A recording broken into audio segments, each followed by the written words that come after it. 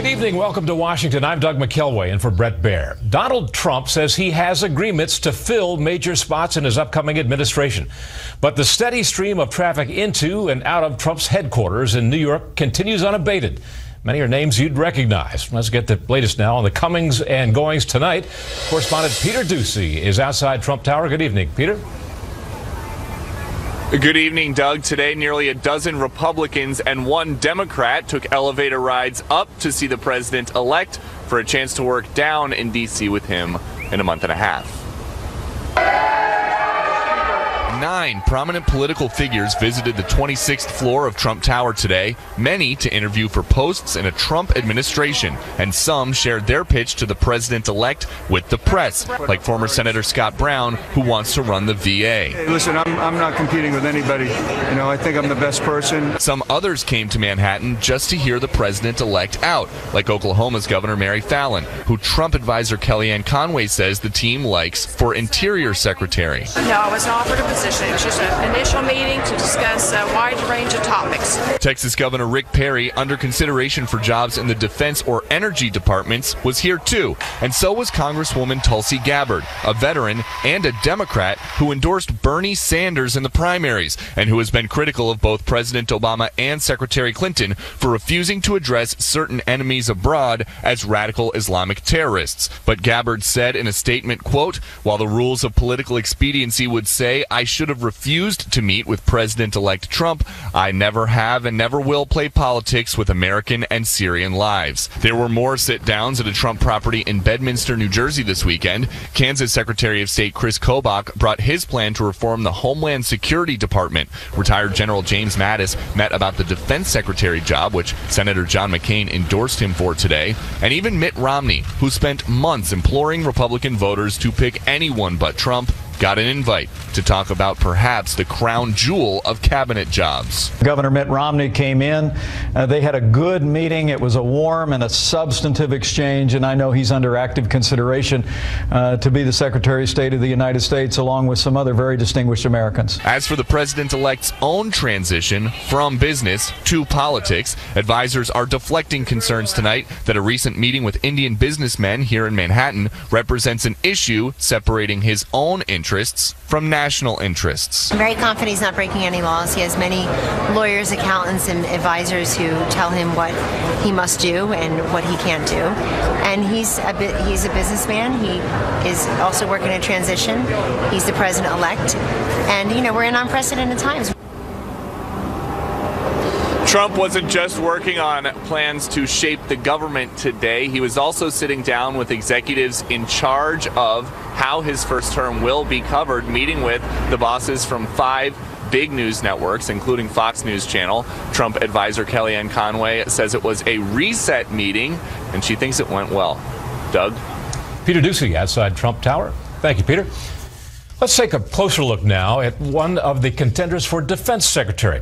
Trump calls James Mad Dog Mattis a general's general. But is he the right fit for Pentagon chief? National security correspondent Jennifer Griffin has that story tonight. Hello, General James Mattis was known by his Marines as Mad Dog when he oversaw the 1st Marine Division during the invasion of Iraq in 2003. He then led them into Fallujah. He served in the First Gulf War and led Task Force 58 into Afghanistan after 9/11. His nickname stemmed from what his troops saw as the effect he had on the enemy. His radio call sign was Chaos. As a lieutenant general, he was known for his blunt talk. You go into Afghanistan, you got guys who slapped women around for 5 years because they didn't wear a veil. You know, guys like that ain't got no manhood left anyway, so it's a hell of a lot of fun to shoot them. You know, I mean, it's a good fight. General Mattis is on the short list to be named Defense Secretary. General's just leaving. Fantastic. General Mattis, fantastic. After the meeting, Mr. Trump tweeted, "Mattis is a general's general." His quotables are reminiscent of George S. Patton, quote, "Be polite, be professional, but have a plan to kill everybody you meet. I don't lose any sleep at night over the potential for failure. I cannot even spell the word." And perhaps most relevant today, no war is over until the enemy says it's over. We may think it over, we may declare it over, but in fact, the enemy gets a vote. When you've gone through the horrors of war, like most senior military people have, normally we want our policymakers to exhaust all the options short of war. war before the decision's made to go to war. And that is where Jim Mattis is coming from. Mattis would be the first general to be Secretary of Defense since President Harry Truman nominated five-star General George C. Marshall at the start of the Korean War. The tradition of civilian control of the military dates back to George Washington and the 1947 National Security Act, which instituted a 7-year cooling-off period for generals. Before retiring in 2013, Mattis served as the head of U.S. Central Command for 3 years. His opposition to the Iran nuclear deal raised eyebrows in the West Wing. It's an arms control agreement that fell short of a lot of hopes. Mattis never made any secret about who from the Middle East he believed posed the greatest risk to the U.S. Iran presents the most significant regional threat to stability and security. General Mattis was unceremoniously told to retire 3 months early from CENTCOM. He was never given the courtesy of a phone call from President Obama or the defense secretary. He was handed a note by an aide informing him of the commander-in-chief's decision, Doug. And Jennifer, what role would President Obama play, if any, in whether or not Mattis gets the SecDef job? Well, remember, General Mattis would need a law passed by Congress to make an exception to the 7-year cooling-off period that bars military officers from serving in civilian roles at the Pentagon. The law could originate in the Senate Armed Services Committee, where Senator John McCain, as chairman, has already expressed support publicly for General Mattis. The law must be passed before the nomination can be sent to Congress and would be subject to a veto from President Obama if Congress decides to act before January 20th. In other words, President Obama essentially fired General Mattis from his position at CENTCOM because he was seen as too hawkish on Iran, and now he again holds General Mattis's fate in his hands, Doug. Jennifer Griffin, good to have you back in Washington. Thank you. NSA Director Mike Rogers finds himself in a precarious position tonight. His current boss may be trying to get rid of him, but he's already interviewed with the man who could be his next boss. Chief Intelligence Correspondent Catherine Herridge tells us what's going on. NSA Director Admiral Mike Rogers took the helm of the secretive surveillance agency and U.S. Cyber Command in April 2014. Not to be confused with former Congressman Republican Mike Rogers, who recently left Trump's transition team, the NSA Director avoided reporters Thursday at Trump Tower, where he met with the president-elect to reportedly discuss leading the 16 intelligence agencies. Less than 48 hours later, anonymous sources told the Washington Post that Rogers' boss, the current Director of National Intelligence James Clapper, and Defense Secretary Ash Carter had told the White House they wanted Rogers out. Carter reportedly had concerns about Rogers' NSA performance. Clapper supported a new structure that would divide the NSA and U.S. Cyber Command, with Rogers no longer in charge. National security experts said the public airing of these disagreements is highly unusual. The timing's odd because obviously he visited with President-elect Trump, who has every right to interview anyone he wants for any senior position. So I think it's unprecedented, and it's really unfortunate. Republican Senator John McCain, who leads the Armed Services Committee, said, quote, "Any suggestion that Admiral Rogers should be fired is certainly unwarranted. He has my full confidence, and I hope he will have further opportunities to serve our country." The Republican chairman of the House Intelligence Committee, Congressman Devin Nunes, went further, sending a letter to Clapper and Carter demanding their immediate testimony to answer questions about the timing of the Post story. Nunes spoke to Fox by phone. There are people with vested interests who are trying to kill Admiral Rogers' chances. It's quite clear to me that's the case, but it's really petty and really sad that they'd stoop to this level to attack a military officer. At a security conference in Canada, Rogers responded. I am just not going to go down this road. I'm not going to comment on anything that's in the media. I'm accountable for my actions. I certainly understand that. In October, NSA contractor Harold Martin III was charged with stealing government secrets. Rogers is credited with helping uncover that compromise, the second major breach of classified information on his watch. By contrast, when Edward Snowden leaked thousands of documents in 2013, Rogers' predecessor, General Keith Alexander, kept his job, Doug. Thank you, Catherine Herridge. Executives from the maker of the anti-allergy medication EpiPen are refusing to testify before a Senate committee next week. Lawyers for the Mylan say that's because their $465 million settlement over allegations that it overcharged for the drug is still pending. Prices for EpiPen have increased by more than 500% since the year 2007. All three major indexes closed at record highs today. The Dow gained 89, the S&P 500 finished ahead 16, and NASDAQ surged 47. Coming up next, President Obama meets one final time with the thorn in his side. But first, here's what some of our Fox affiliates around the country are covering tonight. Fox 46 in Charlotte, as wildfires are still causing problems in western North Carolina, and weather forecasters are not offering much hope for help. Dry conditions are continuing, and no rain is forecast in that area. Smoke is causing air quality issues in many counties.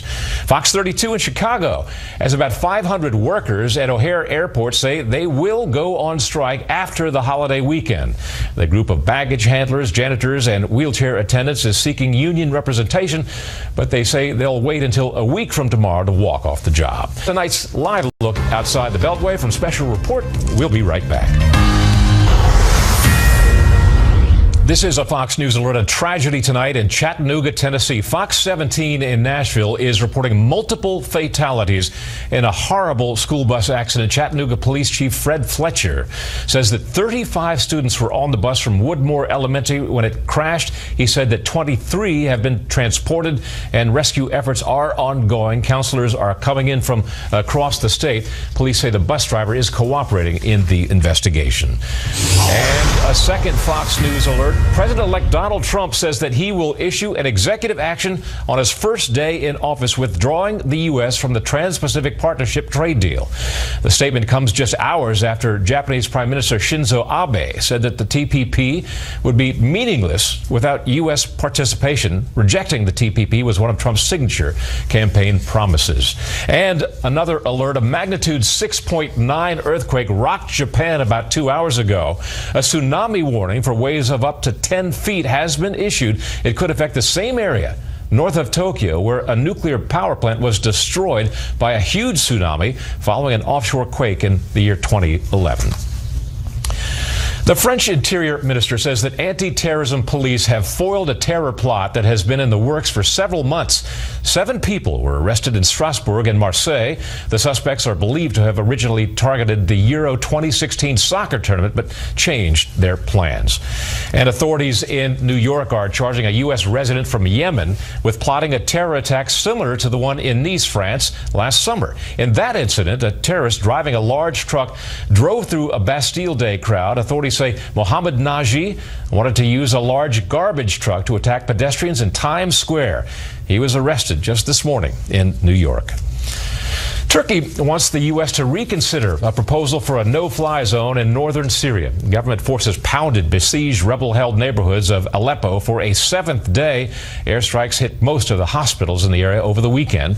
The UN's humanitarian chief says conditions have, quote, gone from terrible to terrifying and now barely survivable. One thing that President Obama likely will not miss after he leaves office is the thorn in his side known as Vladimir Putin. Many Obama critics say the Russian president has consistently outmaneuvered and outsmarted his American counterpart. The two men met one last time over the weekend. Senior political correspondent Mike Emanuel has details from the White House tonight. It was a candid and courteous meeting, but very clear about the strong differences that we have on policy. On his likely final foreign trip in office, President Obama spoke briefly with Russian President Vladimir Putin. And while Putin said he thanked Mr. Obama, it was clear their relationship wasn't easy. The dialogue between us was not simple. It was complicated, you can even say, to work with each other. Mr. Obama said among the most difficult issues with Moscow is Syria. We are still deeply concerned about the bloodshed and chaos that's being sown by constant bombing attacks by Assad, the Russian military, against populations in Aleppo. Today, the Russians announced plans to deploy state-of-the-art missiles into Russia's westernmost Baltic region in response to U.S. missile defense plans, a move the State Department calls destabilizing, with Moscow's aggression in Ukraine another serious concern. The Baltics remain a troubling issue. I urged him to instruct his negotiators to work with ourselves, with France, Germany, with Ukraine, to see if we can get that done before my term is up. President-elect Trump spoke with Putin by phone a week ago when aides say Mr. Trump said he's looking forward to a strong and enduring relationship with Russia. The newly elected president of the United States reaffirmed his intent to normalize United States-Russia relations. Senate Armed Services Chair John McCain sounds alarmed about a potential thaw with Moscow, saying last week, quote, "At the very least, the price of another reset would be complicity in Putin and Assad's butchery of the Syrian people. That is an unacceptable price for a great nation." And South Carolina Republican Senator Lindsey Graham warned on Russia he intends to be, quote, "a bit of a hard ass." Yet at the State Department today, spokesman John Kirby didn't want to preach to the Trump team. The degree to which or how the incoming administration will look at that is, again, up to them to decide. But relations with Russia remain critical. The president suggested that people should take a wait-and-see approach to learn how Mr. Trump will handle some of these difficult issues. But he said the reality of world events will likely force the president-elect to adjust some of his thinking. Doug? Mike Emanuel at the White House tonight. Thank you, Mike. The U.S. Navy has come to the rescue of some Iranian fishermen. Pentagon producer Lucas Tomlinson tells us what happened when an American military helicopter came upon some folks from a not-too-friendly country in need of assistance. A U.S. Navy MH-60 Seahawk helicopter flying off USS Eisenhower in the middle of the Persian Gulf spotted a small Iranian vessel dead in the water Friday. The Iranian mariners waved a light to get the aircrew's attention, signaling they were in distress.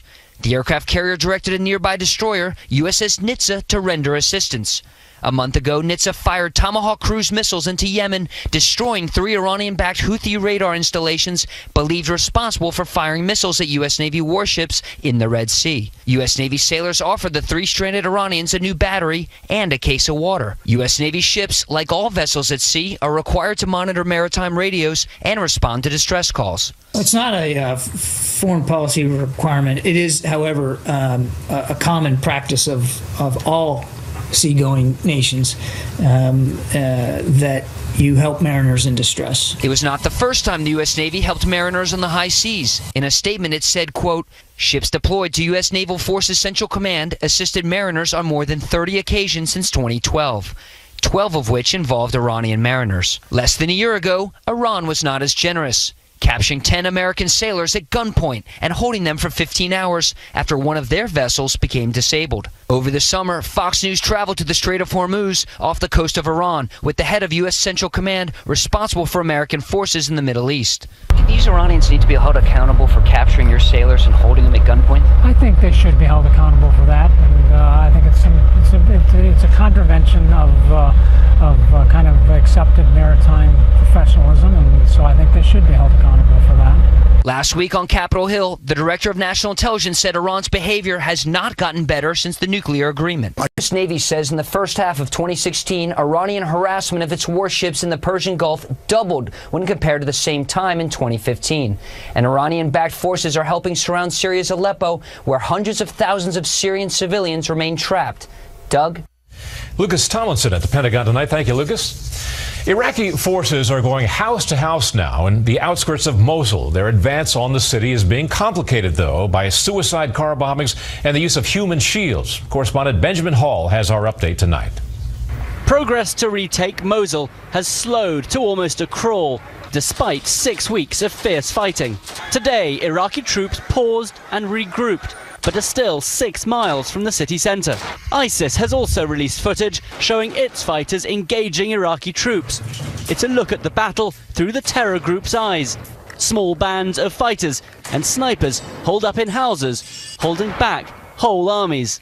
That's in part because of a reluctance by the US and its allies to use overwhelming firepower as they seek to avoid civilian casualties. In the eastern district of Ulma, families are fleeing from the battle. These people were lucky, but observers say there are over 1 million others in the city ahead. The Iraqi government has now sent half a dozen truckloads of food into liberated areas, but most still worry about a looming humanitarian disaster. Today, Iraq's foreign minister talked about Donald Trump's election and its effect on the fight, but said he expected no change in US policy. Progress slows in Mosul. To the west, there have been successes. by Iranian-backed Shia militias who recently captured the Tal Afar airbase. These paramilitary groups have continued their move to cut off the supply route between Mosul and Syria, raising concerns about future sectarianism. One of those Shia militia is called Kataib Hezbollah. They're designated a terror group by the US, meaning that as US-backed forces move in the east of Mosul, Iranian-backed militia, including this terror group, move in the west. It's a constant reminder of how complex this battle really is. Doug? Benjamin Hall in London tonight. Thank you, Benjamin. Israel's prime minister is in a very tough spot tonight. It involves land upon which some of his people have built their homes, but the land might actually belong to the Palestinians. Correspondent Connor Powell explains from Jerusalem. In the same week that Prime Minister Benjamin Netanyahu celebrated becoming Israel's longest-serving leader, the longtime American ally is also facing one of his most serious political crises. Netanyahu is battling his own political supporters in parliament over Israel's controversial settlement policy in the West Bank. After years of legal wrangling, Israel's Supreme Court ruled the Amona settlement must be dismantled by December 25th. The community of 40 families was built on privately owned Palestinian land, according to the findings of the Israeli Supreme Court. Jewish settlers, however, have called on Netanyahu to stop the destruction, insisting this small outpost is legally theirs. We are the sons of Israel. We came back to our birthrights, to our homeland. In an effort to save Amona, Israel's conservative coalition passed legislation that retroactively legalized it and thousands of other homes built on private Palestinian land. Critics called the move legalized theft, while Israel's attorney general said the bill was contrary to Israeli and international law. Netanyahu, who has long championed Israel's settlements, warned, however, leaving Amona in place would draw international scrutiny that could threaten all Israeli settlements. Netanyahu ultimately voted in favor of the bill, fearing a backlash from his conservative political rivals. In 2006, similar efforts to dismantle Israeli settlements led to violent clashes. The sight of Jewish soldiers fighting with Jewish citizens sent shockwaves through Israel. Palestinian officials and the international community have long criticized Israeli settlements, arguing many are built on stolen Palestinian property and that settlements undermine an independent Palestinian state.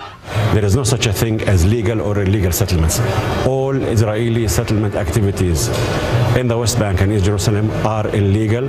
Israeli settlers have vowed to resist the forceful dismantling of the Amona settlement, raising the possibility that once again violent clashes could break out between Israeli citizens and the Israeli security forces. Doug? Connor Powell tonight. Thank you very much for that. The transition process continues, and we are waiting for some of the glamour positions to be filled. We'll talk about it with the panel when we come back. Comment from Vice President-elect Mike Pence coming in the aftermath of a report in the Argentinian newspaper La Nación, among many other sources, that said that during a congratulatory phone call with the president of Argentina, Trump apparently brought up this issue of a high-rise that he's building there, asking the president to expedite some of the process of bringing that construction to a finish. Now, after that report, apparently the newspaper, as well as the president of Argentina and the Trump transition team, denied that the conversation ever took place. But it produced a heated exchange between a New York Times reporter and Kellyanne Conway today at Trump Tower. Let's listen into that.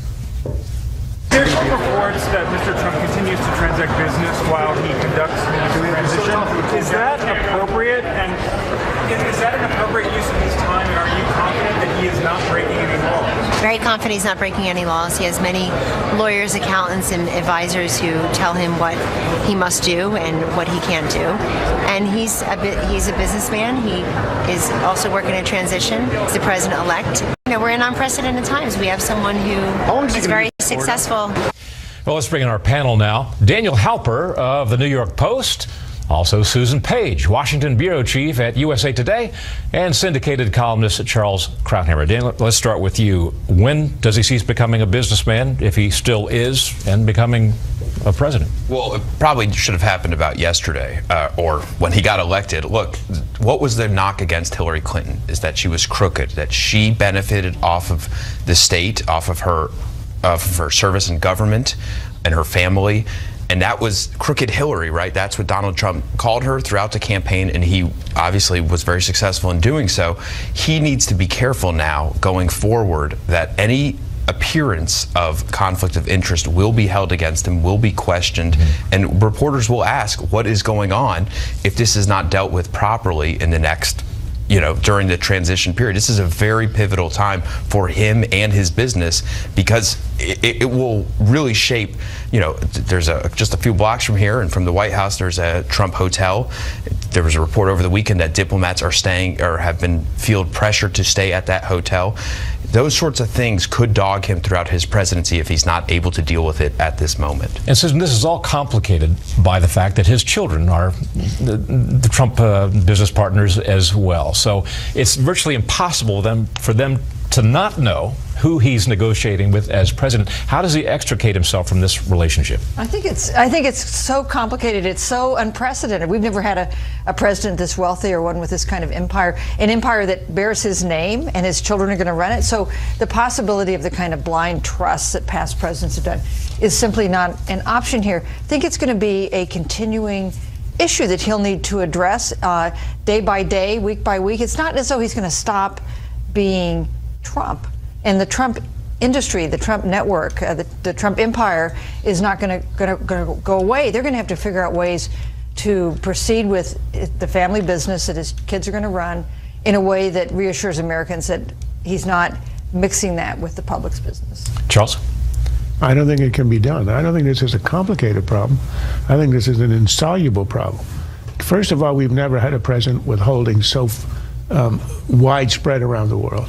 Second, as he himself has said in many of the depositions he's done over the years, the value of his company fluctuates according to perception. And the main element of the values of a lot of his properties has to do with his name. Many of them are not his, they slap his name on and the value increases and he gets a payment. So the idea, what you would normally do is you sell everything, because you can't have a blind trust for a business that's so visible. You have to sell everything. But that, of course, would impact the value. It would be a fire sale. He would never do that. He spent his entire life constructing this extremely closely held empire that all revolves around him and reflects him.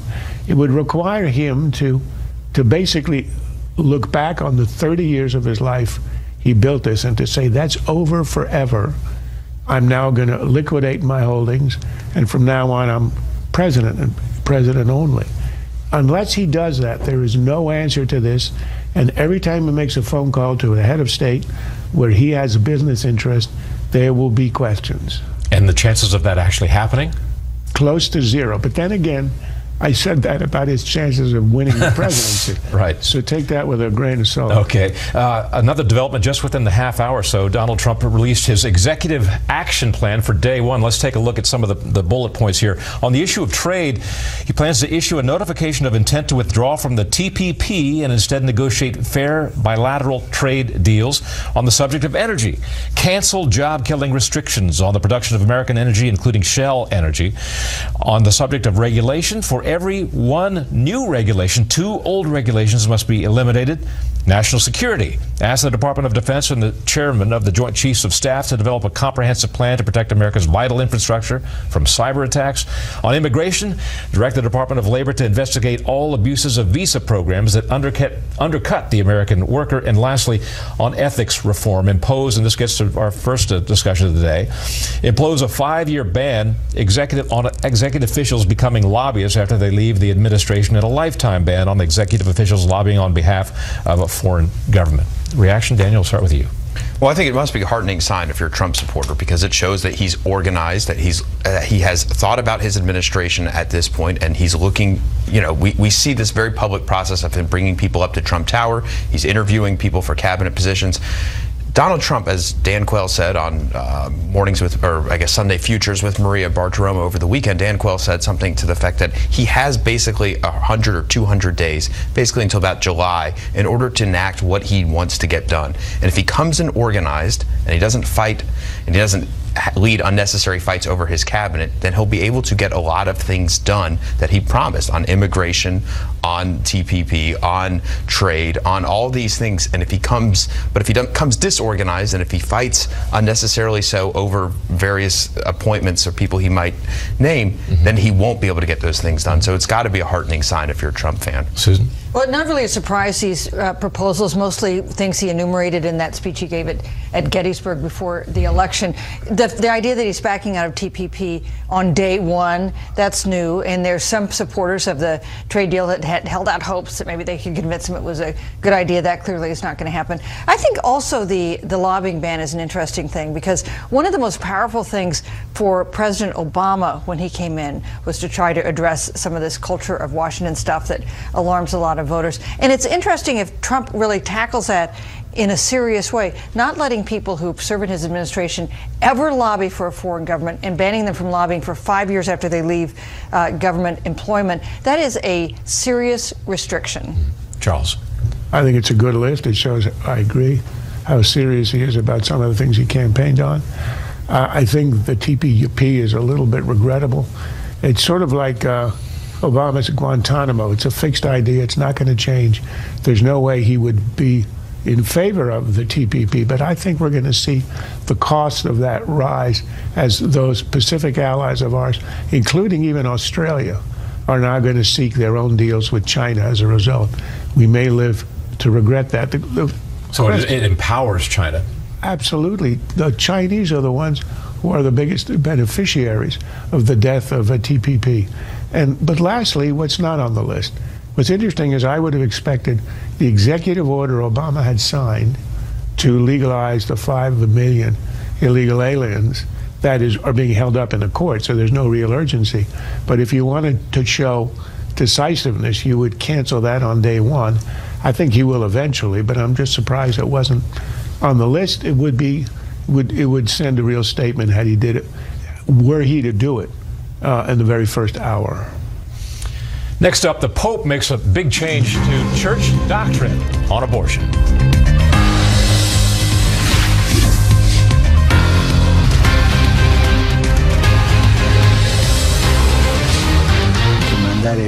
I thought about the habit of getting rid of babies before they are born, this horrendous crime. They get rid of them because it is better like that, because it is convenient.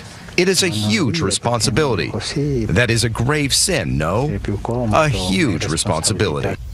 And in a letter, just following up on what you heard the Pope say right there, he wrote, "In the same way, however, I can and must state that there is no sin that God's mercy cannot reach and wipe away when it finds a repentant heart seeking to be reconciled with the Father." The Pope extending indefinitely the power of Catholic priests to forgive women who have had abortion. The announcement made in an apostolic letter released Monday. Back with the panel now.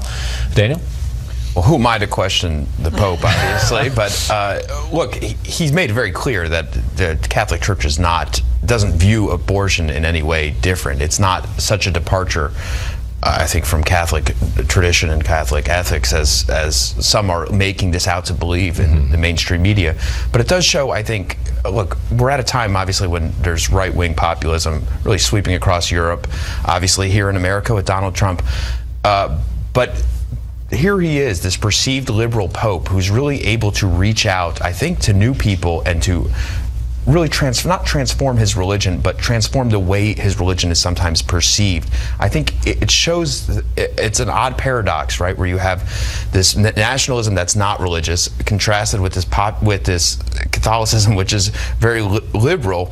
And I think he is, in a way, I don't know if it's intentional or not, but in a way, I think he's able to reach more people by sort of shifting the tone and by allowing forgiveness where some ideologies are not.